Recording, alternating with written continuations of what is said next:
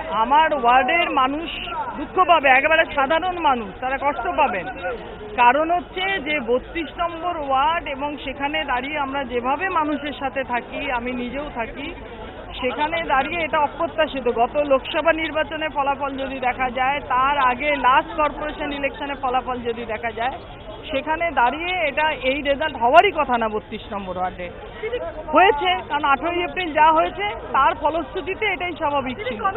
গণতন্ত্র হত্যা করা হয়েছে, গণতন্ত্র ধর্ষিত হয়েছে। কলকাতার মাটিতে দাঁড়িয়ে মানুষ, সাধারণ ভোটাররা ভোট দিতে পারেননি, বুথ দখল করে ছাপ্পা ভোট হয়েছে, তার পরিণতি যাবার তাই হয়েছে। প্রতিরোধ হাজার হাজার যদি বাইরে থেকে গুন্ডা মস্তান নিয়ে এসে কলকাতার রাস্তা দখল করা হয়, কে প্রতিরোধ করবে?